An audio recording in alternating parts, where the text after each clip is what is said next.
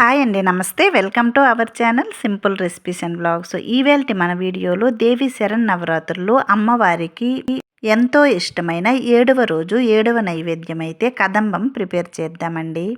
ఈ కదంబాన్ని శాకాన్నం కూడా అంటారు. మరి ఈ కదంబం ప్రసాదాన్ని ఎలా ప్రిపేర్ చేయాలో చూసేద్దాం. సో స్కిప్ చేయకుండా వీడియోనైతే చూసేయండి ఫ్రెండ్స్. దీనికోసమైతే ఒక ప్రెషర్ కుక్కర్లో 1 కప్పు వరకు బియ్యం తీసుకున్నానండి. అదే కప్పుతో 1 కప్పు వరకు కందిపప్పు, అలాగే అదే కప్పుతో 1/2 కప్పు వరకు పెసరపప్పును తీసుకున్నానండి. ఈ బియ్యం పప్పుల్ని శుభ్రంగా 2-3 సార్లు కడిగి తరువాత దీనిలో ఏ కప్పుతో అయితే బియ్యం తీసుకున్నామో అదే కప్పుతో 4 కప్పుల వరకు నీరు వేయాలి. ఇలా నీరు వేసిన తర్వాత దీనిలో ఈ బియ్యం పప్పుకి సరిపడా ఉప్పు, అలాగే 1/2 స్పూన్ వరకు పసుపు వేసి కుక్కర్లో 4 విజిల్స్ వచ్చేంత వరకు ఉడికించుకోవాలి. ఇది ఉడికేలోన చింతపండునైతే నానబెట్టుకుందామండి. మనం తీసుకున్న క్వాంటిటీకి నిమ్మకాయ కంటే కొద్దిగా పెద్ద సైజు ఉండేటట్టు చింతపండును తీసుకోవాలి. తరువాత వెజిటేబుల్స్ని అయితే ఉడికించుకుందాము. దీనికోసమైతే స్టవ్ పైన ప్యాన్ పెట్టి కొన్ని నీరు వేసి దీనిలో కట్ చేసుకున్న వెజిటేబుల్స్ను వెయ్యాలి. ఇక్కడైతే నేను అరటికాయ, వంకాయ, అలాగే క్యారెట్, గుమ్మడికాయ, బెండకాయను తీసుకున్నానండి. ఈ కదంబంలో తప్పనిసరిగా దోసకాయనైతే వేయాలండి. దీనిలో బెండకాయలు మినహా అన్ని వెజిటేబుల్స్ను వేసి కట్ చేసుకున్న పచ్చిమిర్చిని 2-3ను వేయాలండి. తరువాత దీనిలో కొద్దిగా కరివేపాకు, అలాగే ఈ వెజిటేబుల్స్కు తగినంత ఉప్పును వేయాలి. అలాగే దీనిలో 1 స్పూన్ వరకు పసుపు వేసి మూత పెట్టి ఈ వెజిటేబుల్స్ను ఉడికించుకోవాలి. దీనిలో కారం ఏమీ వేయడం లేదండి.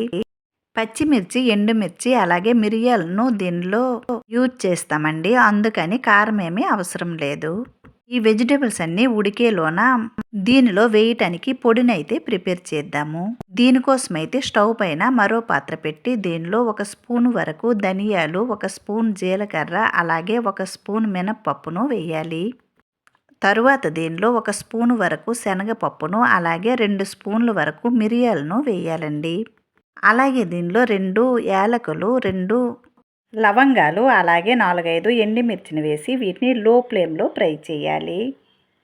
నేనైతే ఇక్కడ 1 కప్పు వరకు బియ్యం, 1 కప్పు వరకు పప్పును తీసుకున్నానండి. దీనికి సరిపడా మసాలానైతే ప్రిపేర్ చేస్తున్నాను. మీరు ఎక్కువ క్వాంటిటీతో చేసినట్లయితే మసాలా పొడిని కూడా ఎక్కువగా చెయ్యాలి. ఈ వెజిటేబుల్స్ను మధ్య మధ్యలో కలుపుతూ ఉడికించుకోవాలండి. ఇక్కడైతే చూడండి, మనం ముందుగా పెట్టుకున్న రైసు, పప్పు అయితే ఉడికింది. ఈ రైస్ని గరిటతో కొద్దిగా మెదిపి దీన్ని పక్కన పెట్టుకుందాము. తరువాత మనం ముందుగా ఫ్రై చేసుకున్న మసాలాను ఒక మిక్సీ జార్లో వేసి మెత్తగా పొడిలా చెయ్యాలి. ఇలా ఈ పొడిని అప్పటికప్పుడు చేసుకొని ఈ కదంబంలో వేస్తే కదంబం అయితే చాలా టేస్టీగా వస్తుందండి. ఇక్కడైతే వెజిటేబుల్స్ అన్నీ కుక్ అయ్యావండి. తరువాత దీనిలో మనం ముందుగా పక్కకి తీసి పెట్టుకున్న ఈ బెండకాయలను కూడా వేయాలి. ఇలా బెండకాయలు వేసిన తర్వాత మనం ముందుగా నానబెట్టుకున్న చింతపండును గుజ్జు తీసి ఈ చింతపండు రసాన్ని దీనిలో వేయాలి. మనం తినే పులుపును బట్టి చింతపండును వేసుకోవచ్చండి. ఇలా చింతపండు గుజ్జు వేసిన తర్వాత మూత పెట్టి మీడియం ఫ్లేమ్లో 5 నిమిషాల పాటు ఉడికించుకోవాలి. ఇలా ఉడుకుతున్నప్పుడే మనం ముందుగా ఫ్రై చేసుకున్న మసాలా అంతటిని వేయాలండి. ఇలా ఈ పొడి వేసిన తర్వాత ఇవన్నీ బాగా మిక్స్ అయ్యేటట్టు కలుపుకోవాలి. తరువాత దీనిలో మనం ముందుగా ఉడికించి పెట్టుకున్న పప్పు, రైస్ను వేయాలి. ఇలా ఈ రైస్ వేసిన తర్వాత ఇవన్నీ బాగా మిక్స్ అయ్యేటట్టు కలుపుకోవాలి. ఇలా ఇవన్నీ బాగా కలుపుకున్న తర్వాత దీనిలో మీకు ఇష్టపడితే కనుక కొద్దిగా బెల్లంను వేయాలండి. ఈ బెల్లం వేయటం వల్ల మనం చింతపండు పులుపు వేసాం కదండి, ఈ పులుపును బ్యాలెన్స్ చేస్తుంది. బెల్లం వేసిన తర్వాత ఇవన్నీ మరోసారి కలిపి తీసి పక్కన పెట్టుకుందాము. ఇప్పుడైతే కదంబానికి పోపు పెట్టుకుందామండి. దీనికోసమైతే స్టవ్ పైన ప్యాన్ పెట్టి 2 స్పూన్ల వరకు నెయ్యిని వేయాలి. ఈ నెయ్యి హీట్ అయిన తర్వాత దీనిలో జీలకర్ర, ఆవాలు, అలాగే ఎండుమిర్చి, అల్లం తురుమును వేయాలండి. ఇక్కడైతే అల్లం తురుము వేయడం స్కిప్ అయ్యింది.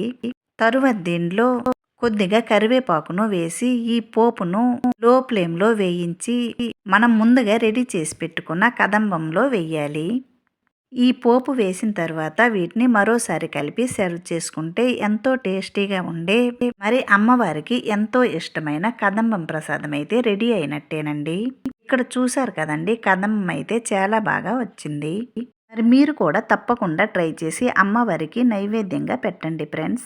మరి ఈ కదంబం ప్రసాదం నచ్చినట్లయితే లైక్ చేయండి, షేర్ చేయండి. ప్లీజ్ ఈ ఛానల్ని సబ్స్క్రైబ్ చేసి సపోర్ట్ చేయండి. 8వ రోజు 8వ నైవేద్యంతో మళ్ళీ కలుద్దామండి. Bye friends, thanks for watching.